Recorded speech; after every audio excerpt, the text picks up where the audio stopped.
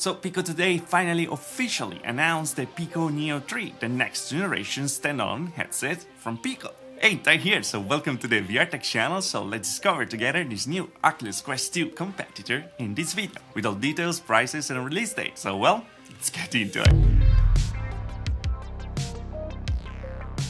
Oh, by the way, welcome to the road to 100k, we're getting very close to it. I decided to do the crazy thing and to start to give away one Oculus Quest 2 each month till the end of the year, since we reach 100k. So yeah, let's get to it, right? The sooner the better. Remember to like, share and subscribe, and of course, enjoy the video. Let's get into it. Alright, here we are, so just one day prior to ViveCon 2021, where HTC is gonna unveil their new standalone headset, the HTC Vive Focus 3. Well, competition is coming, and Pico didn't wait for sure. We checked last year, the Pico Neo 2, it was a business edition with the eye tracking in it, and it was absolutely fantastic. The only problem with it that didn't have enough games, but well, Pico decided to fix it and finally to create an headset made for the consumer market. Now there is a catch though, because the consumer version is going to be available just in China and it's going to be available from today. Instead, for the Western market, we're going to have to wait a bit more till Q3 2020, and only the enterprise version, so the business version, is going to be available. We're going to do kind of a translation of it. We're going to see the headset itself, because as the Pico Neo 2 arrived first of all on the Eastern market and then on the Western market, the same thing is about to happen with the Pico Neo 3. Alright, so the design of this headset is very particular. The first glances might remind you of the Oculus Quest 2, and a second glance, well, it will as well, because yeah, they're pretty much the same. What makes it fresh though is the black line on the bottom that make it different, of course, from the Oculus Quest 2 and similar to what it was the Pico Neo 2, the previous generation. If you like it, you can paint your Oculus Quest 2, well, that's up to you. Cameras are positioned in pretty much the same way, and in the same way we have 60OF tracking, with of course the new controllers as well, with awareness of many different rooms as it happened with the Oculus software, for example. But here we have even a bigger area that goes to 10 meters to 10 meters, against the 7 meters by 7 meters of the Oculus Quest 2. Talking still about the cameras, we have here, of course, pass-through as well, to be aware where you are in the room, and over here we also have finally hand tracking, like we have in the Oculus Quest 2, and something that we didn't have actually on the Pico Neo 2. As we said, this is a standalone headset, and running it there's a Snapdragon XR2 with 6GB of RAM on top of it, with an active cooling design to tame the beast down. Talking about screen, we have an LCD display with a resolution of 3664 by 1920, so not really 4K, even if they advertise it like it, but it's gonna be very close to it, with a PPI, so pixel per inch, of 773, and an FOV of 98 degrees. It doesn't sound like much, but it really depends how they calculate it, because in some cases, like the Rift and the Oculus Quest are considered 100 in FOV, in other cases considered 110, so it really depends on the calculation. But yeah, it doesn't seem to be anything different from all the VR headsets we're used to in these years, unfortunately. And another thing that is not ideal is the fact that they use the same way to deal with the IPD, so the interpupillary distance, like the Oculus Quest 2, using just 3 different steps to have like a wide one, a middle one, and a narrow one. So not the best choice, but I'm really confident in the Pico lenses, because coming from the Pico Neo 2, I have to say that those were one of the best lenses I ever experienced in VR. A thing that I actually love is that they kept the battery on the back, so in the back strap, so it's gonna balance better the headset, make it much more comfortable, and back there we have a 5400 mAh battery. It makes it possible to play games for around 2 hours and enough. So yeah, again, very similar to the Oculus Quest 2, but the fact that the batteries on the back is really vital when it comes to comfort, because you're not gonna have the weight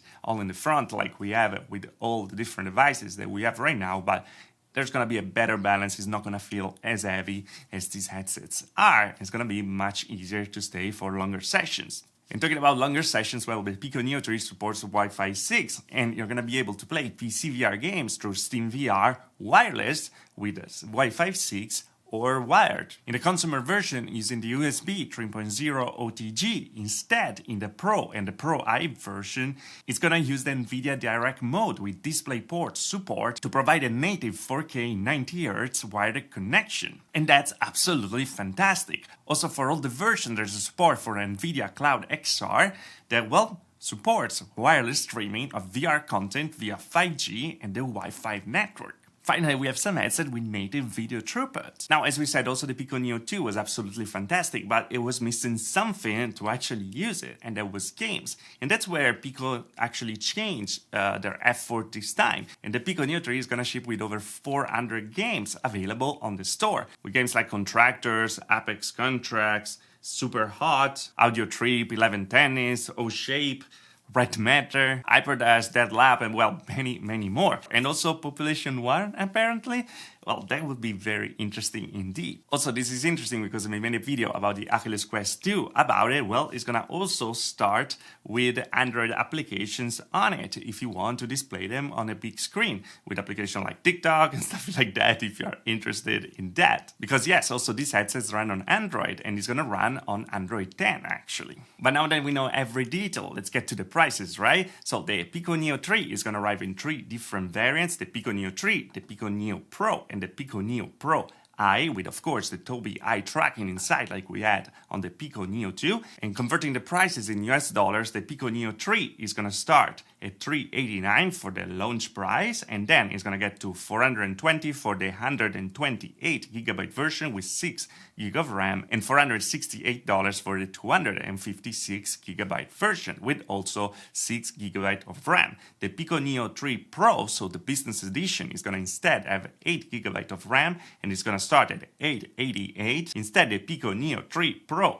Eye, so the business version with 8GB of RAM and the Tobii eye tracking, is gonna start at $1,248. The good thing though is that even if we don't have a release date yet for the West, we know the price and it's gonna be $699, so even less than the Chinese version converted in US dollar. That is actually $100 less than what is the Oculus Quest 2 for business. So it's actually a good price for an experience that is more or less the same. And it also gives us the little hope that if the consumer version is ever going to arrive to the Western market, it's going to have even a lower price than the Chinese version converted. But overall, the prices don't seem very bad, considering that we don't have Facebook inside, so there's no data and something like that going through, and there's a store with many different games. But yeah, hopefully we're also gonna get the consumer version. I think though that this headset is very interesting. It's the first headset to really give a competition to the Oculus Quest 2, because it's really pushing a lot with the Chinese market, and hopefully they're gonna build enough confidence to create something that doesn't resemble too much what the Oculus Quest 2 is right now, and they're gonna be able to bring it to the Western market as it is without going into like copies and stuff like that. That would be very unfortunate indeed. But overall, I'm super excited for it. I can't wait to try it out. More competition is always good, and yeah, I can really wait to see where they are going and how many games they're gonna be able to bring. Overall, the lineup seems very interesting, much better than what was the initial lineup of the Oculus Quest, and yeah, that's already a good thing, of course. But let me know, are you interested in that? What do you think about it? Do you think that paying $100 more with a $450 price tag is good enough for you for something that is very similar to the Oculus Quest 2 but without all the Facebook stuff behind? Were you willing to pay that? And also, do you expect the same prices for the HTC Vive Focus 3 for tomorrow, or do you expect more something like the business edition of it? It might be an indication that we might see something that is over $1,000 like it was in the leaks that we had the other day. But yeah, hopefully everything is good in the HTC part. Be ready to be disappointed, because that's always the case, unfortunately. And that falls every time. And with that, we go. So as always, if you like the video, like. If you didn't like the video, dislike. Subscribe to the channel for more VR tech, and if you really love the channel, there's a join button there. Little and further, also the Patreon with prior access to videos. Thanks to all the patrons, of course, that support the channel. And at the same time, we have t-shirt, sticker, and mask 2021 item number 1. As always, guys, like, dislike, subscribe. See you guys next video. Thanks for watching.